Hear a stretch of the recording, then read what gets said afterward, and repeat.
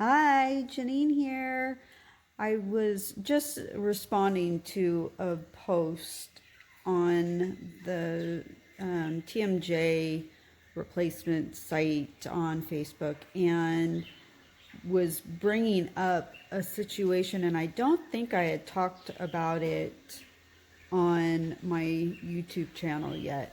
Um, but it brought to mind what happened, and I was explaining it to her. So I think it was about day 10, I was home, and I don't remember how it started, whether I was crying from pain, frustration, tired. If when you get really tired, when I get really tired and exhausted, I will sometimes cry.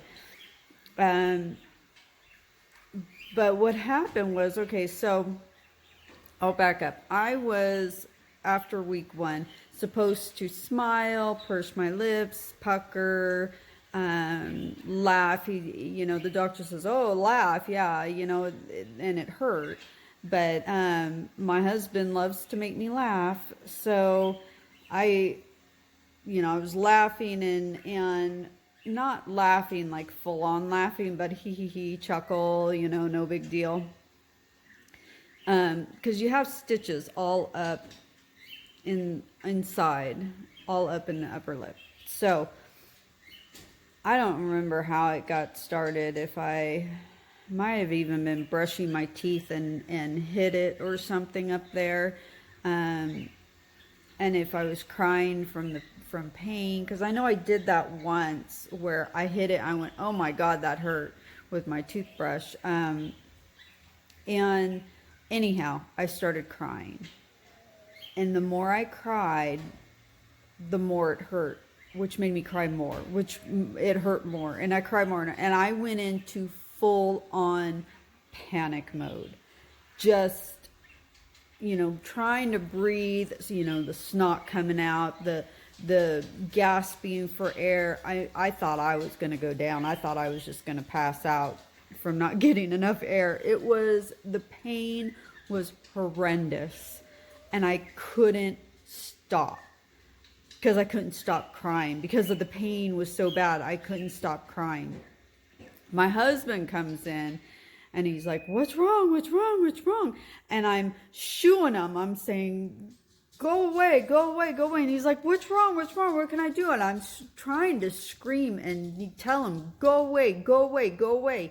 Because I knew I just needed to breathe and calm down, or I was just, because I couldn't talk. I couldn't explain what was going on, or anything. And even after the whole event, I tried to explain it and started getting choked up, and I'm like, I can't talk about it right now. I just can't talk about it right now. And he let it go, and he finally got out, and I'm like shoving him out the door as I'm in this full panic mode, and shut the door behind him. And finally I just breathed and got through it, and calmed down, and then washed my face and got to where I could just go, okay. And obviously once you stop, the pain stops. I mean, it still aches, but it's not that. I felt like the whole inside of my mouth was going to rip open. It felt like it was just tearing all those stitches, and it was bad. And I'm telling this story because, like I was telling the gal on the Facebook site, have an exit plan. Talk over with your spouse, your family, whoever's going to be with you. Talk that over with them and let them know that if you are in full on mode like that, have some sort of signal of just go away, let me calm down, and you know check on me, make sure I'm okay after a little bit, but give me some time. Have that, and know for yourself. Keep on your pain meds. That the first week, 2 weeks, stay on your pain meds. Keep your pain under control. Be careful when you're brushing your upper teeth that you're not gonna bump that. And I think knowing that it can happen and how bad it can be kind of will make you aware of what to try to avoid. Still, do your stretches and laugh and don't totally not do those things, because you do need it to get your upper lip moving and things working properly. But definitely have an exit plan or some meditation or something to listen to. Whatever calms you down, have that in your back pocket. Know that that's there. So I wanted to go over it. For those who haven't yet had their surgery and is looking at information on it, this was probably the most painful situation out of it all for the last 30 days. This, and when I first came out of anesthesia and I was in the hospital and I had a migraine for 2 days, it was, my head hurt so bad. It wasn't necessarily my jaw, it was my head was just pounding, and they were giving me pain med, but I felt like I kept asking for migraine medicine because my head hurt so bad. But even that wasn't as bad and as panicking, because I was panicking when I started crying in my upper lip. God, that hurt. So that was probably the most painful.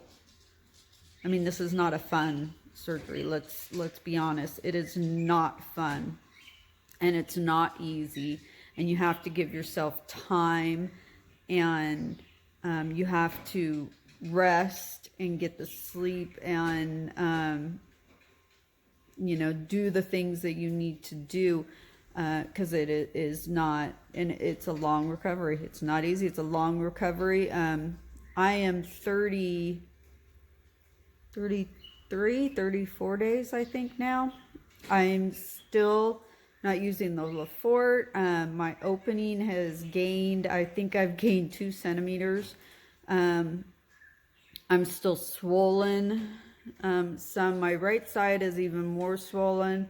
I'm working on the muscles to get them to relax and stuff. I'm starting to get some nerve pains every now and then. I was getting them last night pretty good, where I had in both sides, and one muscle was twitching and stuff. So I probably did a little too much stretching, because right now I'm just kind of massaging and stretching, because I can't use the Therabite yet because of the Lefort.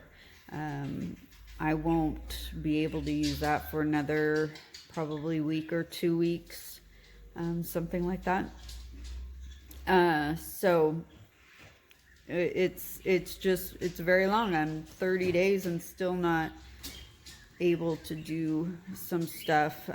Sometimes I still get tired throughout the day.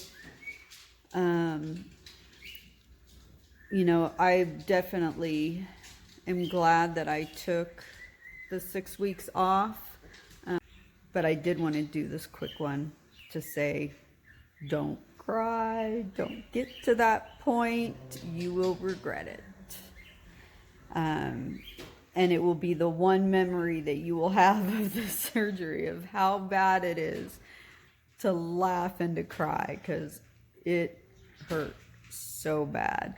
Now I could probably laugh. I can laugh pretty good, and I can cry.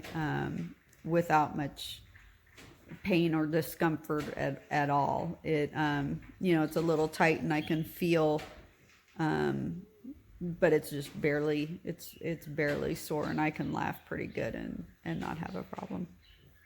So you do have that to look forward to. It doesn't last forever, but the first couple weeks, I would definitely be careful. So, well, that's it. Thanks.